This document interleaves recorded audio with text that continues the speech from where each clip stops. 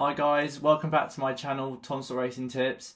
So today's video, I'm looking ahead and giving you my selection for the 2022 Epsom Derby, which is on the 4th of June. So only a few weeks away now, and all the main horses have had their prep races for the big one. So hopefully I can give you the winner for the race, and I have one at a bit of a price for you. So looking at the betting market, Desert Crown is your 2-1 favourite after his impressive victory in the Dante this week, followed by Stone Age at 3-1. Changing of the Guard is now 8-1 for Aidan O'Brien, followed by Piz Bedell at around 10-1 for Donick O'Brien. And then we have two other horses that could run well in Star of India at 14-1 and United Nations, who's also 14-1. Both of them are for Aidan O'Brien as well. So I think the race, it will be one of the winner will come from one of those horses that I've just read out. So I'm just going to be looking at which out of those selections what I fancy. So I just start with Desert Crown, who's the favourite, very deserving favourite. He's now 2 out of 2 in his career. He's won very impressively on both starts. I did tip him up for my members in the Dante at 7-2. I thought he was a terrific price. He had that unknown quantity going into the race, and I just think he won very easily in the end. I would like to see him hit the line a little bit stronger maybe, but you can't fault him at all. I think he deserves to be the favourite.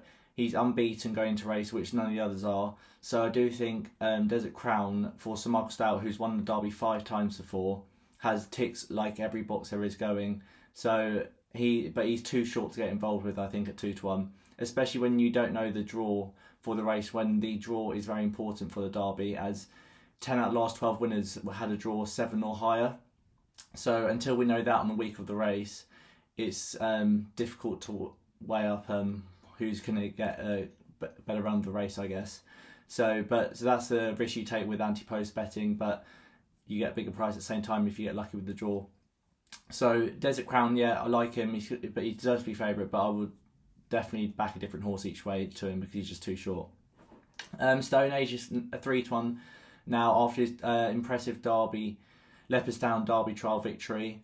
He won that by 5.5 lengths very easily. Ryan Moore seems like he's going to ride him, which is a big tick if you're a supporter of his, as that means he's number one. Although I don't like backing Aidan O'Brien number one horses in these classics. It's always his number 2s and 3s that I think tend to win if he does have the winner. So I wouldn't be backing Stone Age. He did get beat a lot last year as a 2-year-old, but he clearly come on as a 3-year-old. And he does tick a lot of boxes at the same time. But I am slightly hesitant about him because Bolshoi Ballet bolted up in the Leopardstown Derby trial last year and went off a hot favourite for the Derby, and he didn't come close to winning, I'd say, and he disappointed there on afterwards. So whether Stone Age is a different horse, but don't get carried away by his performance last time, I'd say. Changing of the Guard won the Chester Vase at the Chester Festival last week. He won it very easily by 6.5 lengths, being a Dolphin horse called New London. Now I think New London, he was an odds-on favourite for the race. I just don't think he handled track whatsoever. He seemed to hang really badly. I don't think he gave his true running. So I wouldn't be overly keen on Change of the Guard and take that form literally. He might win the Derby, but I just wouldn't be too keen on taking that form literally from Chester. But 8-1, he seems a decent each way price, to be fair now. Piz Bedell for Donick O'Brien. Now I couldn't be having him. He beat a horse called Buckaroo at Leopardstown as well, but only just though, like by nose. I think Buckaroo has come and won since, but I think Buckaroo's better at a shorter trip of a mile than 1.25 miles. So I would say that Piz Bedell probably be a non-stayer in Buckaroo, and I'm not totally sure about the form being Derby level good. So I do think there's other better performances that have come out this season. So I probably wouldn't be interested in him at the minute. Now I like looking at the stats for the Derby. I think it's one of the races that the stats tend to be pretty spot on. So I want a horse that ticks a lot of the boxes. United Nations at 14-1. He won the Lingfield Derby trial, and that tends to be a really good pointer for the Derby. I think Anthony Van Dyke won it a couple of years ago for Aidan O'Brien. He went on to win the Derby because Lingfield can be a bit of an undulating track when you turn in, and it shows if a horse can win around there.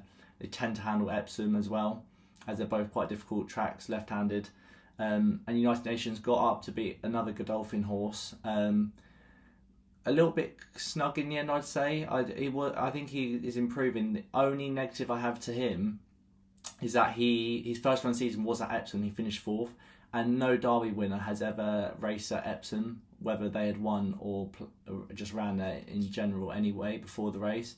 So that is a little bit concerning, I'd say. Like I said, I think stats tend to be quite good for this race. It's been around for hundreds of years, so the stats tend to be pretty spot on. So I just would be slightly concerned that he's had a chance around Epsom. He finished fourth. Don't think the race was too strong either that day. And even though he's come and won a lot Lingfield Derby trial since, would be slightly concerned. I just think there's probably a slightly classier horse in the race. Now, guys, my selection for the race, finally, which we've been waiting for, is Star of India at around 14-1. Now, he won at Chester last week. He won the D Stakes over a mile and a quarter. Now, what I like about him is his running style. I really like. He's just a little bit behind the bridle, a little bit lazy, but the way he hit the line at Chester was very impressive. I thought he hit it so strongly, and he just seems to be crying out for a mile and a half. He won it by just over 2 lengths. I don't think the form's that excellent, but I'm not too interested about the form. Like, if you watch my previous videos, I'm a big believer that your eyes are your best judge in a way, and they'll tell you whether it's a good horse or not, for example. And people can look too much into the form of races. So I just think Star of India, the way he hit the line and quickened up, he will get the mile and a half. I don't have any question about that. He doesn't race keenly. The only slight worry is that at the start of his race, if he's a little bit lazy, he might get further back than ideal, but I can't see many other horses finishing the race off better than he will be. And I like that he's going to be Aidan O'Brien's second or third string in the race, probably third string, as he's won it multiple times with this. Like, Anthony Van Dyke wasn't his number one, Wings of Eagle wasn't either, that was 40-1. So I just feel like I wouldn't be concerned that Ryan Moore's riding Stone Age. In fact, I'd take it as a plus, to be honest. I think you get a bigger price as well, 14-1. He seems to have cracking each way price. In his first run season at Newmarket, over a mile, he finished around fifth. He didn't run that well, but he front run. Don't think Newmarket suits him. It was too short. He needs further, which he proved the last day in his first attempt at a mile and a quarter. And at 14-1, he ticks a lot of boxes. So I just hope he gets a high draw on the day, because that will help his starting position, and hopefully he can get a good posse in the midfield. I just think when you look at the prices, yes, Desert Crown, Stone Age are deserving to be 2-1, 3-1, but they are too short to be backing in quite an open race this year. I still think it is, as lots of these horses have come off big margin wins last time out and have won very easily, so they all have untapped potential, I'd say, at this trip, and they're all 3-year-old colts, so they haven't reached their potential yet. But I do think the ones that at top market wouldn't be interested in probably Changing of the Guard and Pisbadale. They're the two I would probably ignore, and then I'd be interested in Star of India is obviously my selection for the race.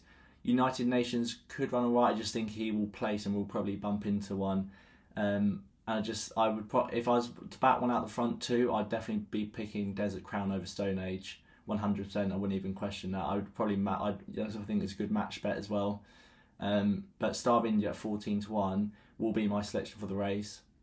And guys, remember, I have a membership system for all my members for all my daily tips. I'm currently plus 50 points for 2022, so great profit this year. You can sign up on my website. It's a brand new website. I have a new members area which is going live very, very soon.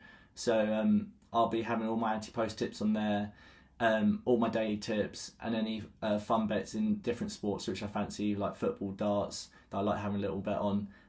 But yeah, for this episode, thanks for listening. Make sure to subscribe, turn notifications on, and hopefully Star of India goes and wins for us at 14-1.